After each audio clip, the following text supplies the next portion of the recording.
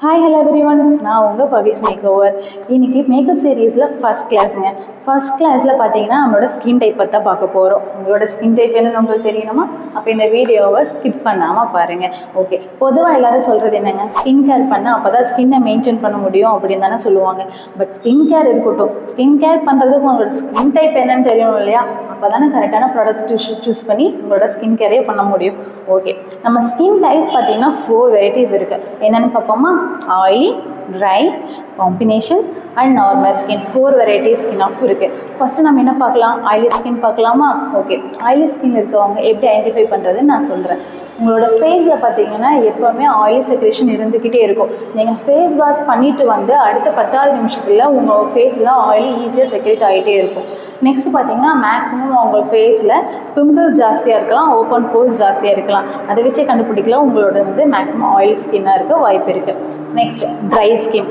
Dry skin இருக்கவங்க எப்படி கண்டுபிடிக்கலாம் அப்படின்னு பார்த்தீங்கன்னா, உங்களோட ஃபேஸ் எப்பவுமே ட்ரையாகவே இருக்கும். நீங்கள் எந்த ஒரு க்ரீம் போட்டாலும், எந்த ஒரு மாய்ஸ்சரைசர் ஆகட்டும், எந்த ஒரு டோனர் ஆகட்டும், எதை யூஸ் பண்ணாலும் உங்களோட ஸ்கின் ஈஸியாக அப்சர்வ் ஆகி உள்ளே வச்சுக்கும். அடுத்த 10 நிமிஷமே தொட்டு பார்த்தீங்கன்னா உங்களுக்கு ரொம்ப ஃபேஸ் ட்ரையாக இருக்கும்.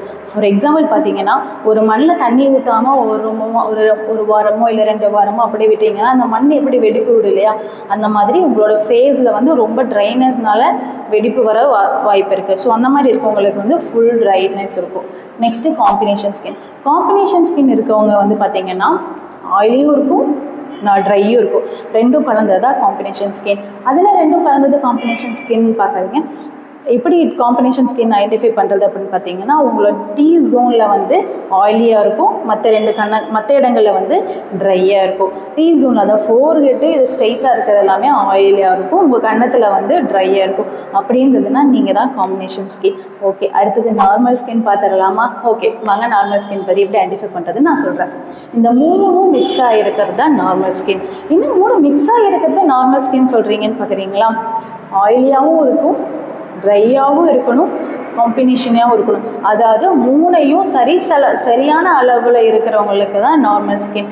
அதாவது ரொம்ப ஆயிலியாகவும் இருக்காது, ரொம்ப ட்ரையாகவும் இருக்காது, ரொம்ப காம்பினேஷனாகவும் இருக்காது. 3ம் கலந்து இருக்கிறது நார்மல் ஸ்கின். ஓகே, இந்த நார்மல் ஸ்கின் ஆகட்டும், ஆயிலி ஸ்கின் ஆகட்டும், ட்ரை ஸ்கின் ஆகட்டும், காம்பினேஷன் ஸ்கின் ஆகட்டும், 4 ஸ்கின்னுக்கும் என்னென்ன ப்ராடக்ட் யூஸ் பண்ணணும்னு உங்களுக்கு தெரியணுமா? வெயிட் பண்ணுங்கள், நெக்ஸ்ட் வீடியோவில் நான் சொல்கிறேன். Okay, by.